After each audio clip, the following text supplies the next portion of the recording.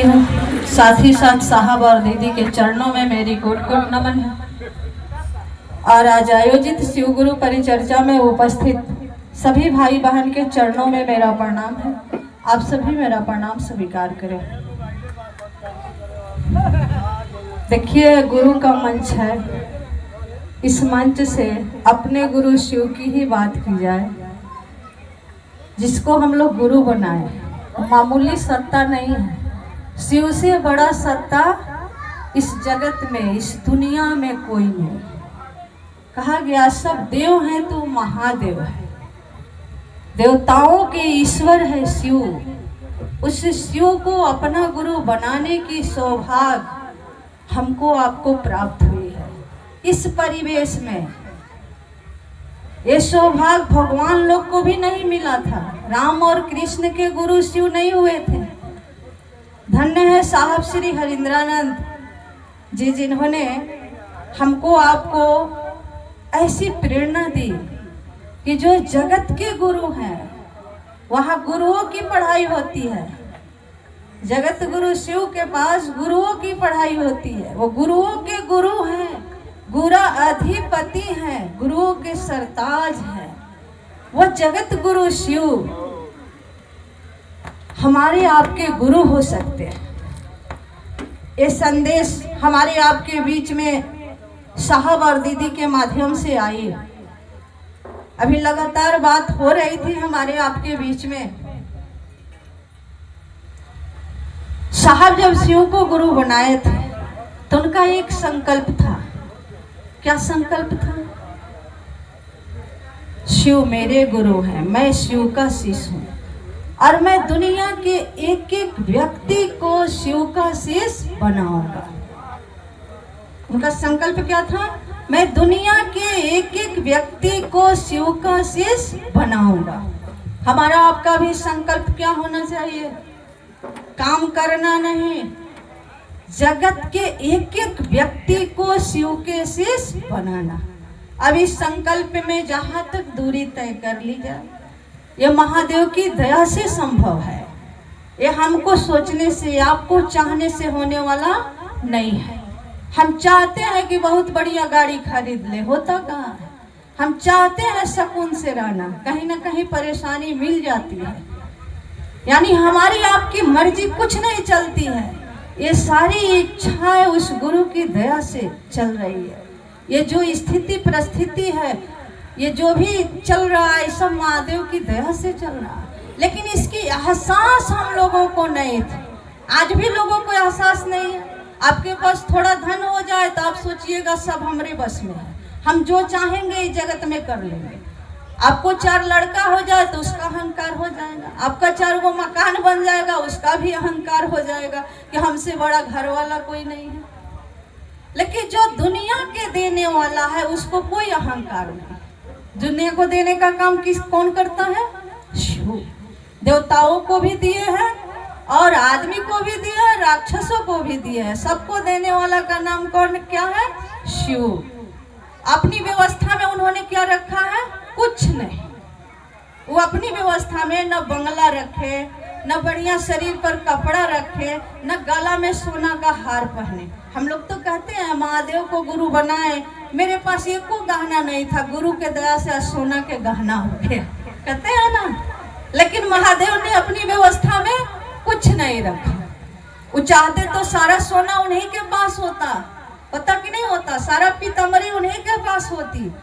लेकिन वो जान रहे हैं कि इसकी कोई जरूरत नहीं है। जरूरत क्या चीज का है? प्रेम का।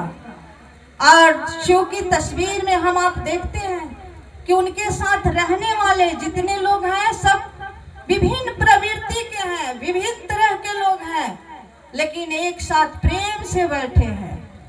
क्यों बैठे हैं? वहां शिव भाव है और शिव के पास प्रेम है।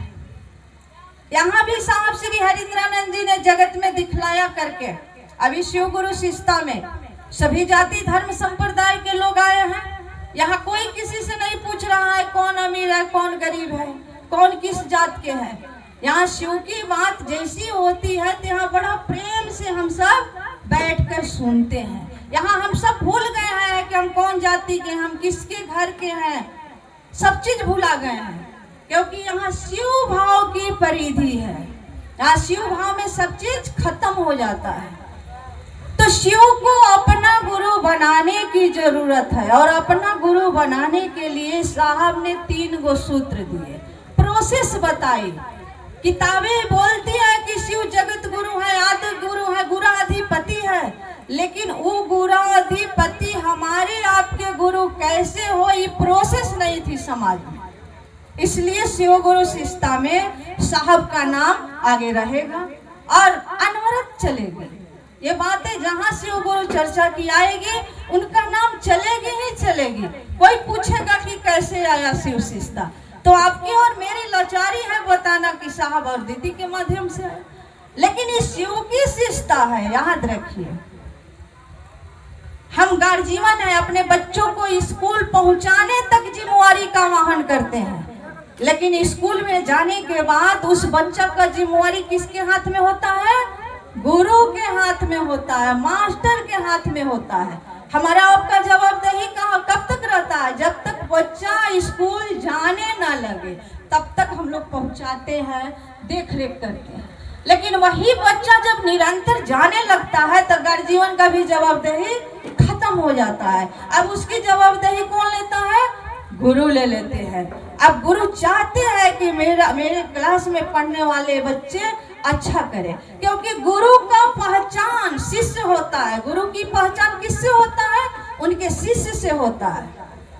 गुरु की अपनी पहचान नहीं होती है, लेकिन गुरु की पहचान उनका शिष्य होता है। यहाँ भी हमको आपको उस मार्ग में ले जाने का काम, उस रास्ते में उस शिव तक पहुंचाने का काम साहब कर रहे हैं। इसके लिए 3 सूत्र उन्होंने दिया, और तीनों सूत्र में उन्होंने महादेव को रखा है।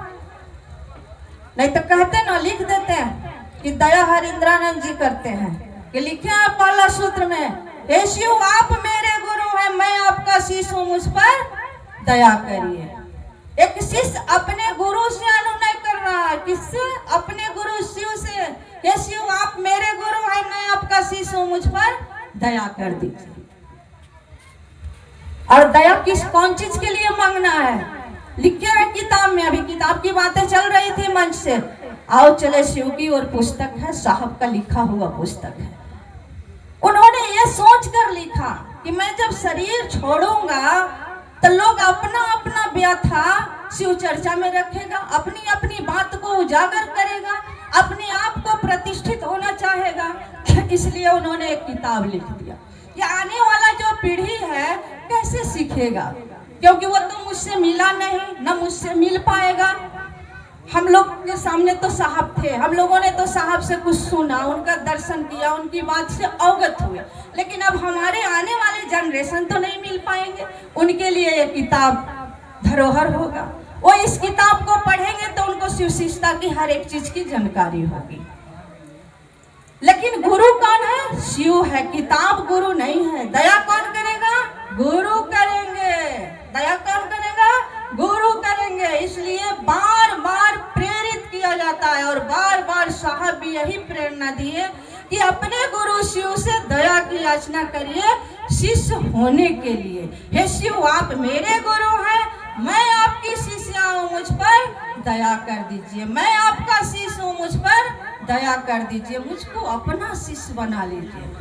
अच्छा, जब आप शिष्य बनिएगा तो किसके लिए सोचिएगा? स्वाभाविक है, आपकी शादी जैसे ही हो जाती है तो आप दूसरे घर के लिए चिंता करती हैं, कि अपने घर की चिंता आपके अंदर हो जाता है, आप अपने परिवार की चिंता करती हैं। जैसे ही आपके अंदर शिष्य भाव जगेगी तब परवाह किसके लिए होगा? गुरु के लिए। बात किसकी करिएगा? गुरु की। तो जब तक आपके अंदर शिष्य भाव नहीं जग रही है, तभी बनाई बात, सुनी हुई बात मन से बोल रहे हैं हम आप। हरिंदर भैया 3 सूत्र दिए हैं, जो लोग आ रही है बोल रहे हैं ना, 3 सूत्र तो बतावे के बाद काहे खाती बतावे के बाद, ये 3 सूत्र काहे खाती करे के बाद, इहो सोचे के चाहिए न। ये 3 सूत्र हम कर रहे हैं तो मेरा मन कैसा लग रहा है। हम तो भाई जब से 3 सूत्र शुरू किए, पहले मुझको वो महादेव भगवान लगते थे। पहले हम पूछते थे भगवान है और अब लगते हैं कि महादेव मेरा। ये 3 सूत्र मेरे मन को समझाया, बुझवाया कि वो महादेव मेरा है। ये दुनिया में अगर कोई है तो मेरा महादेव, और महादेव की दया है तब दुनिया के सारे रिश्ते आपके साथ देंगे, तब सारे रिश्तों की आनंद, आपको आनंद की अनुभूति होगी, रिश्ता समझ में आएगी। न तो रिश्ता बनते देर न लग रही है, टूटते भी देर नहीं लग रही है। स्थिति ऐसी आ गई है, परिवेश ऐसा हो गया है, इसके लिए गुरु की दया की जरूरत है। तो गुरु की दया किस पर होगी? जब आप शिष्य बनिएगा तब न गुरु दया करेंगे। गुरु किस पर दया करते हैं? शिष्य पर दया करते हैं। दूसरा सूत्र है चर्चा करना। चर्चा क्यों करना है? अपने अंदर के शिष्य भाव को जगाने के लिए, डेवलप करने के लिए। शिव चर्चा की होड़ लगी है ना, लेकिन ये पूछ नहीं रहे हम लोग कि शिव चर्चा काहे के लिए कर रहे हैं। शिव चर्चा क्यों करनी है? कि हमारे अंदर के सोया हुआ शिष्य भाव जगे। जब आप जाग जाइएगा, घर में जब आदमी जगल रहता है तो चोर प्रवेश करता है नहीं, जिस घर के लोग सो जाते हैं उसी घर में चोर घुसता है। तो आपका मन जैसे ही जगेगा, बड़ाओं के एक भाई बहन के अंदर अगर गुरु जग जाएंगे तो उनको आदमी बटोरने की जरूरत पड़ेगी, वो अकेले काफी है। एक हरिंद्रानंद साहब के अंदर शिष्य भाव जगा तो पूरी दुनिया को जगा दिए। और हम लोग सोचते हैं कि 10 जगह से गुरु भाई बहन को बोला कि शिव चर्चा करवा, इसका क्या प्रभाव है? हर गांव में हो रही है, सब लोग आ रहे हैं, हम लोग भी आ रहे हैं, लेकिन इसकी प्रभाव क्या है? बड़े दुख की बात होती है, कितनी सुंदर सुंदर बात बोला जा रहा है और लोगों में शिव शिष्टता नहीं उतर रही है। गजब की बात है। या गुरु खराब है या सुनने वाले लोग नहीं अनुसरण कर रहे हैं। इसलिए कान खोलकर और दिल को खोलकर बैठिए शिव चर्चा में और महादेव से दया की याचना करिए कि हे महादेव, हमने जो समय दिया है दया कर दीजिए, कि मेरे मन को समझा दीजिए कि आप मेरे गुरु हैं कि नहीं। मेरा मन विचलित हो रहा है, कभी जग के भंडारा में दिखते हैं तो कभी शिव चर्चा के भंडारा में दिखते हैं, तो कभी माता रानी के मंदिर में देखिएगा तो कभी बजरंगबली के मंदिर में देखते हैं। कहाँ एक निष्ठा है? अरे आदमी जिसका होता है उसी का गीत गाता। अभी एगो भाई झंडा लेके बैठे हैं, हमको याद आ गई इन पर एक बात कि देखिए, जो आदमी जिसका रहता है वो अपना पहचान एगो छोड़ देता है। अब इतने भीड़ में एगो पहचान है ना कि लालटेन छाप के आदमी है। बताइए, कि झंडे, हाथ का झंडा ही बता रहा है कि लालटेन लालू यादव के आदमी है। बताइए, और हम लोग इतने लोग बैठे हैं, जा रहे हैं किसी गांव में और एक छाप नहीं छोड़ रहे हैं कि हम महादेव के चेला हैं। कोई कह नहीं रहा है कि इस गांव में एगो महादेव के चेला आया और इतना सुंदर महादेव की बात किया कि लगा कि हम शिव के करीब हो गए, महादेव हमको अपना लगने लगे। ऐसी बात सुनने को नहीं मिल रही है। हाँ, ये बात मिलता था जब साहब आते थे ना, तब लोग करता था, लाखों के भीड़ में लगता था कि सब भीड़ सन्नाटा हो गया और सब निशब्द है और वहाँ शिव ही शिव दिख रहा है। लगता था कि सब कुछ भुला के शुद्ध बुद्ध आदमी खो जाता था। आज तो भाई बैठे भी है तो मन में हलचल है, कहीं लाइन मेरी है, मेरा भी नाम गया है, आएगा कि नहीं आएगा, इसकी चिंता है। लेकिन जब साहब आते थे तो सब लाइन खत्म। अपने गुरु शिव से दया की याचना किया जाए, इस बात की बड़ी दुख है कि इतना दिन की मेहनत अगर नहीं सफल हो तो बड़ा कष्ट हो। अगर गांव में 10 आदमी न कहे कि महादेव मेरा गुरु है, माया दीदी है, इनके हस्बैंड है, लोग आज से शिव चर्चा में चलते थे, लेकिन आज पूछिए तो कहीं और गीत गाते हैं। अरे शिव के आदमी एक ही गीत गाएगा, चाहे दुख होगा चाहे सुख होगा, जिएंगे तुम्हारे साथ और मरेंगे भी तुम्हारे साथ, तुम्हारे ही नाम पर। अब महादेव को गुरु बना लिए हैं तो फिर कहाँ जाएंगे? तो आदमी ऊपर जाके और फिर नीचे आ रहा है। कैसे आ रहा है वो जान लीजिए। अब ज्यादा लोग आ गए हैं, उतर गए हैं ऊपर से। साहब ने कहा इस शिव गुरु की चर्चा जो है हाईटेक पूजा है, सीधे प्लेन से उड़ जाना है, शिव के पास पहुंचने में देरी नहीं है। लेकिन आप लोग फिर पीछे आ गए। कैसे? जल चढ़ाई तो हमारी एक लोटा जल देव ना तो हमारी सारा समस्या के हल हो जाए। आप हल निकालने के पीछे में आप ऊपर से फिर नीचे आ गए। ये तो पहले की स्थितियां थी, ये तो पहले लोग करते थे। लेकिन हम लोगों के बीच में साहब ने आया तो उन्होंने कहा कि अरे अब ऐसे प्रोसेस की जरूरत नहीं है, कल कारखाना का युग है। आज आपको कोई कहेगा कि चिट्ठी लिखिए, लिखिएगा बैठ के। आज के बच्चे को चिट्ठी भी लिखने नहीं आएगी। 4 लाइन लिखने को बोल दिया जाए तो उनको पता भी नहीं है कि कहाँ से शुरू होगा और कहाँ अंत होगा। आज तो मोबाइल का जमाना हो गया कि आप सेकेंडों में यहाँ का बात वहाँ हम लोग पहुँचा देते हैं। तो फिर ये पूजा पद्धति में क्यों घुस रहे हैं? ये बस का चीज है, ये हमसे आपसे होगा। पूजा गुरु न कराते हैं तो पहले गुरु के साथ तो खड़ा होइए, पहले शिष्य बनने की कोशिश तो की जाए कि महादेव मेरा गुरु हो जाए और हम महादेव के चेला हो जाए। और महादेव के चेला को अगरबत्ती जलाने की जरूरत नहीं पड़ता है। उस जिस देवता के पास खड़ा होगा ना और जैसे ही प्रणाम करेगा तो आपको अंदाजा नहीं है, उसका प्रणाम देवता भी नहीं रखते हैं, सीधे महादेव के पास ट्रांसफर करते हैं। महादेव के चेला का प्रणाम देवता भी एक्सेप्ट नहीं करते हैं, वो डायरेक्ट महादेव के पास भेजते हैं, क्योंकि उनके गुरु शिव हैं। वो शिव के शिष्य है तो शिव के शिष्य पर दया किसकी चलेगी? उसके गुरु। तो इतना ऊंचाई तक साहब हमको आपको ले गए, इतना सुंदर चीज उन्होंने दिया समाज को, और हम लोगों को भरोसा नहीं हो रहा।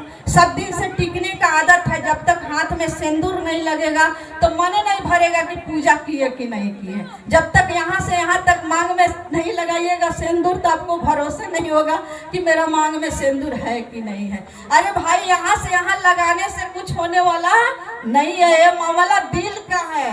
दिल एक्सेप्ट कर लिया कि सिंदूर कमो रहेगा तो जिंदगी निभ जाएगी, और दिल एक्सेप्ट नहीं किया है, रोज सिंदूर लग रहा है और लास्ट में तलाक हो जाती है। होती है कि नहीं होती? इसलिए शिव गुरु की चर्चा जो दूसरा सूत्र है ना, शिष्य भाव जगाने का अनुपम विधा है, सरल तरीका है। अपने अंदर के शिष्य भाव को डेवलप करना चाहती हैं आप लोग, जगाना चाहती हैं, तो आपसे मेरी करजोर प्रार्थना है, रोज 4 आदमी के साथ शिव गुरु की बात करिए, बिना मन से करिए। ये दीदी शिव हमार गुरु बनल, रउआ शिव के गुरु बना ली। अब बना भी लिए हैं जो लोग, उनसे भी बतियाना है, पूछिए कि आज आपने दया मांगी कि नहीं। उनको याद दिलाने में आपको भी महादेव याद में आ जाए। कितना सरल तरीका है अपने अंदर के शिष्य भाव जगाने के लिए। तीसरा सूत्र है क्या? भावांतरण। 2 सूत्र है जागरण, दया, और चर्चा क्या है? मन का जागरण। और तीसरा सूत्र क्या है? भावांतरण। आपके अंदर वो भाव को जगाएगा। कौन चीज? नमः शिवाय, जो है ना, अपने गुरु शिव को प्रणाम करना है। एक मंत्र मिला है नमः शिवाय, बहुत जगह होता भी है, ओम को हटा दिया, लोग नमः शिवाय से प्रणाम करने के लिए कहता है। इसके बहुत उदाहरण है, उतना उदाहरण की जरूरत नहीं है। हम लोगों के बीच में रामू भैया भी आ गए हैं, हम लोग उनसे सुनेंगे। तो नमः शिवाय से प्रणाम करना है अपने गुरु शिव को। शिष्य प्रणाम नहीं करेगा तो करेगा क्या? विचार करिए। तो अगर आप गुरु बनाए हैं, प्रणाम नहीं करिएगा तो करिएगा क्या? चर्चा करिएगा तो अहंकार जगेगा। आदमी को होता है कि हम इतने राज्यों में महादेव के चर्चा किए हैं, लेकिन प्रणाम करिएगा ना रोज तो मन झुका रहेगा। और याद रखिए, जो पेड़ में फल लगता है ना, वो पेड़ झुक जाता है, खड़ा नहीं रहता है। खड़ा कौन पेड़ रहता है? जो फलदार नहीं होते हैं, वही पेड़ खड़ा रहते हैं। जो वृक्ष में फल लगता है वो झुक जाता है। तो मन को झुकाने का सबसे बढ़िया तरीका है अपने गुरु शिव को प्रणाम किया जाए। रोज एक माला है तो माला से करिए, माला नहीं है तो एक समय निर्धारित कर लीजिए कि 10 मिनट महादेव के लिए बैठेंगे और गुरु को याद करके, और जैसा गुरु याद आ जाए, फोटो वाला महादेव याद आ जाए, गुरु के चरण याद आ जाए, याद करके और नमः शिवाय से प्रणाम करने का कोशिश करिए। धीरे धीरे एक दिन ये कोशिश सफल हो जाएगी। प्रयास करते करते लोगों ने लिखा है, रसरी यावत जात से सिल पर पड़त निशान, यानी रसरी के आने जाने से पत्थर पर भी निशान पड़ जाती है। तो हम आप अगर 3 सूत्र मन से चाहे बेमन से करिएगा तो एक दिन निशान बन जाएगा। एक दिन लोग कहेंगे कि अरे इसके पास महादेव के अलावा कोई बातें नहीं है। इससे जब मिलिए तो कहेगी कि आप शिव को गुरु बनाए हैं। अब तो आदत में बन गई है मेरी गुरु बहनों को, जहाँ मिलेंगे बस में ट्रेन में किसी को छेड़ने में देरी हम लोग नहीं करते हैं। अरे भैया कोई और बात ठीक है, आप शिव को गुरु बनाए हैं कि नहीं? यानी ये आदत बन जाए, ये घाट बन जाए कि महादेव मेरा गुरु है, सामने वाला को गुरु हो जाए।